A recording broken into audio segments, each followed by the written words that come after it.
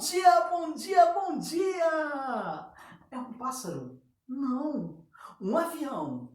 Não. Uma assombração? Não. É o Jazonzinho 2020, versão videoaula. Galerinha, para vocês que estavam com saudade de mim, entristecidos, pois não estavam vendo mais o Jazonzinho teve uma ideia. Surgiu até a luz. Veja bem, nesse tempo de Covid-19, nós, os professores, tivemos algumas ideias a fim de estar auxiliando vocês em casa, quietinhos, no cantinho de vocês, a fim que vocês possam estar recebendo conhecimento, estar aprendendo o nosso conteúdo e desenvolvendo as atividades da apostila. Por isso, o Jazonzinho resolveu gravar uma videoaula, ou algumas videoaulas, a fim que vocês possam adquirir esse conhecimento e, mediante esse conhecimento, possa estar desenvolvendo todas as atividades, ok? A videoaula de hoje, ela vai ser dividida em 3 vídeos. Por quê? Porque fica muito grande, muito pesado, certo? A videoaula de hoje é sobre um conteúdo que nós já havíamos começado na aula passada, sobre o Egito Antigo. Lembram? Só que nós não terminamos, né? Porque não tivemos mais aula. Mas hoje eu vou retomar aquilo que eu já passei para vocês. Vou passar novas informações e vamos terminar o conteúdo hoje, nessas vídeos aulas, ok?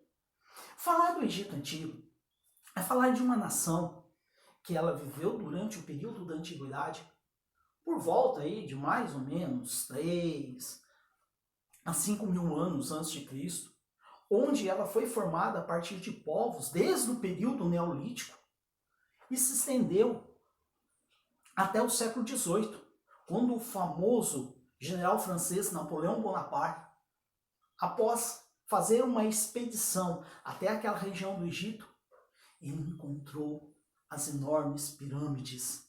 E nessas pirâmides ele proferiu uma célebre frase que ficou na história: soldados, sob essas pirâmides contemplo 40 séculos de história.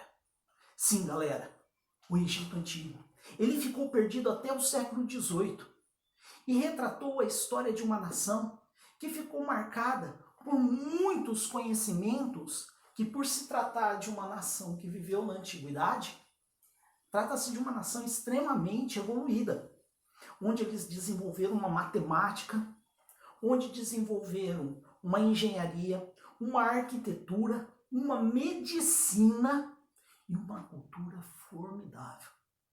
Mas onde tudo começou, professor? O Egito Antigo, ele começou em volta do rio Nilo. Sim, o famoso rio Nilo. O rio Nilo é considerado um dos maiores rios do mundo, com aproximadamente 3.359.000 quilômetros quadrados de bacia hidrográfica. O rio Nilo ele possui uma característica geográfica muito interessante. Qual seria? Seria as suas cheias. O rio Nilo ele se estende desde o sul da região africana, do continente africano, e vai até o norte, onde ele deságua no mar Mediterrâneo. Então, no sul da região africana, ele tem a sua topografia mais elevada, fazendo com que a queda do rio vá até o mar Mediterrâneo. E olha que coisa interessante, as chuvas naquela região só acontecem na região sul. E na região norte, professor? A região norte, ela é praticamente as laterais do rio Nilo, em volta de uma região extremamente árida. Tanto que um dos maiores desertos do mundo, o deserto do Saara, ele fica próximo ao rio Nilo. Então trata-se de uma região que não tem uma grande quantidade de água. As cheias do Nilo, como assim chamada, elas ocorrem graças às chuvas que acontecem na região sul, que é na parte mais alta. Então o período do ano, que vai de julho até setembro, todos os anos, ocorrem uma grande quantidade de chuvas nessa região sul, fazendo com que as águas do rio aumentem, transbordem e há uma certa inundação de suas laterais, o qual se estende até a região norte. Essas cheias, elas ocorrem até o finalzinho de setembro, comecinho de outubro. Quando é em novembro, as águas voltam ao seu percurso normal. Juntamente com essa inundação, o rio Nilo traz consigo uma quantidade muito grande de restos, principalmente de determinados materiais, como folhas, galhos, algas, o qual acabam sendo depositados nessas laterais graças à inundação. Quando ele volta ao seu fluxo normal, esses galhos, essas algas, essas folhas, elas acabam apodrecendo e se tornam como fossem adubos, nos quais os povos daquele tempo acabavam gradeando, virando essa terra, tombando essa terra, semeando e plantando, e cultivavam nas laterais do rio Nilo até o mês de junho do outro ano. Então, quando era o mês de mês de maio e junho do outro ano, eles tiravam todas a sua colheita e esperavam novamente as inundações, para que eles pudessem usufruir principalmente das águas do rio Nilo. Então, por isso que durante muitos e muitos anos, essas laterais, elas foram povoadas por diversos povos que tomaram conta dessas regiões. E esses povos, por sua vez, acabaram formando nações. Essas nações tiveram líderes, esses líderes se tornaram reis, e esses reis acabaram dominando determinadas regiões. Que regiões seriam essas? De acordo com informações históricas, o Nilo ele foi dividido entre Alto Egito e Baixo Egito. A região do Alto Egito ficaria mais próxima à região sul, e a região do Baixo Egito ficava mais próximos à foz do Nilo, próxima à região norte. Ali formou-se duas nações que praticamente administraram essas regiões por volta até o ano 3000 a.C. Mais ou menos nessa época, surge então um rei muito forte no Alto Egito, por nome de Menes, o qual ele monta um forte exército e resolve atacar o Baixo Egito e consegue conquistá-lo. Nessa época, nós temos uma unificação de reinos e o Egito acaba se tornando em uma forte nação. Uma forte nação, por sua vez, que exerce um poder extremamente grandioso durante muitos e muitos anos. É a partir daí que o rei, ele deixa de ser chamado rei e começa a ser chamado de faraó. Faraó? Qual a diferença de um rei normal e de um faraó? O faraó ele tinha um poder teocrático. Nós já falamos sobre o que é uma teocracia. A teocracia é quando o faraó ele exerce um poder político e religioso junto. Muitas pessoas acreditavam que o faraó ele tinha um poder muito grande, tanto administrativo como religioso. Tanto que boa parte dos egípcios naquele tempo acreditavam que as cheias do Nilo ocorriam graças ao poder divino do faraó. Olha que coisa interessante, galera. A sociedade egípcia, ela possuía uma certa hierarquia. Então imagine vocês uma pirâmide social. E no topo dessa pirâmide social, a pessoa mais importante. Sim, o faraó. Exercendo a sua função teocrática. Abaixo do faraó, havia um grupo de nobres, o qual eram chamados de vizir.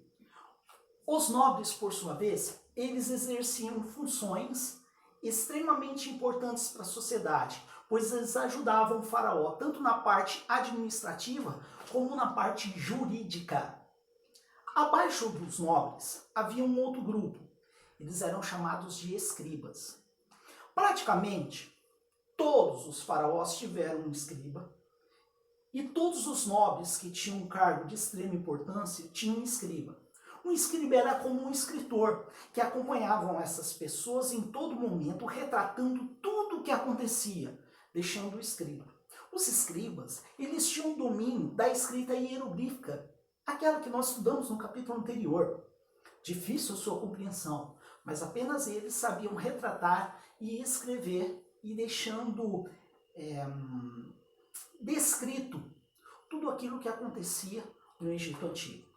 Abaixo dos escribas, agora vinha um grupo de pessoas, chamado de sacerdotes. Os sacerdotes, conforme nós sabemos, eles ocupavam um cargo em relação à religião egípcia, o qual era politeísta. Eles eram adoradores de vários deuses. E para cada deus havia um grupo de sacerdotes. Esses seriam os cargos superiores dentro dessa pirâmide social.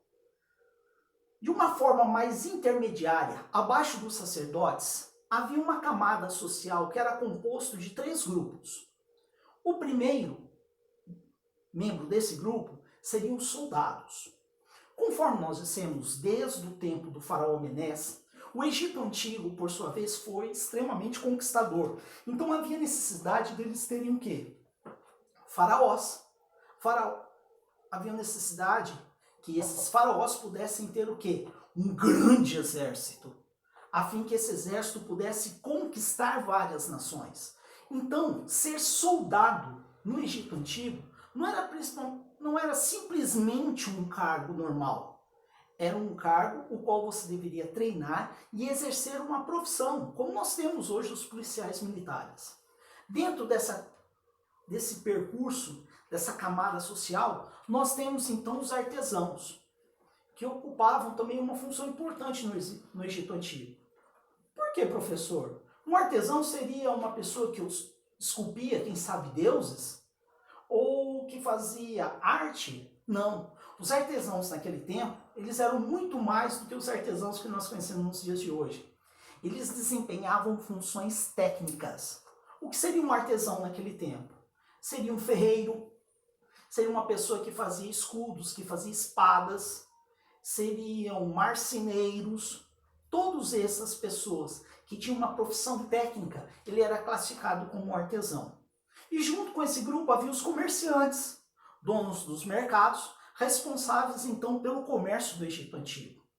Abaixo dessa classe então intermediária, aí nós temos uma classe social mais simples, seria dos camponeses, o qual a maioria da população egípcia era camponesa, eram pessoas simples, que trabalhavam no campo, que trabalhavam, por sua vez, na agricultura, na criação dos animais, certo?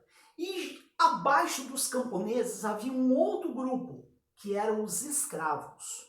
Os escravos geralmente eram pessoas que não conseguiam pagar as suas dívidas e acabavam se tornando escravos, ou era um grupo de pessoas que haviam sido dominados por uma nação conquistada pelos egípcios. Então eles atacavam uma nação, conquistavam aquela nação, as pessoas que sobreviviam após o ataque acabavam se tornando escravos. Dessa forma, formou-se o quê?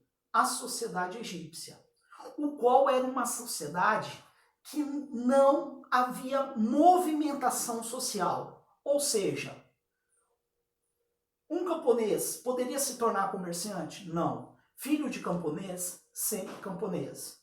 Um comerciante poderia se tornar um sacerdote? Não. Filho de comerciante, sempre comerciante. Filho de sacerdote, sempre sacerdote. Então trata-se de uma sociedade que não tem mobilidade social. É uma sociedade parada. É chamada de sociedade estamental. Deu para entender? Espero que sim. Agora, nós vamos para um próximo vídeo, o qual nós vamos falar sobre a religião egípcia. Valeu, galera!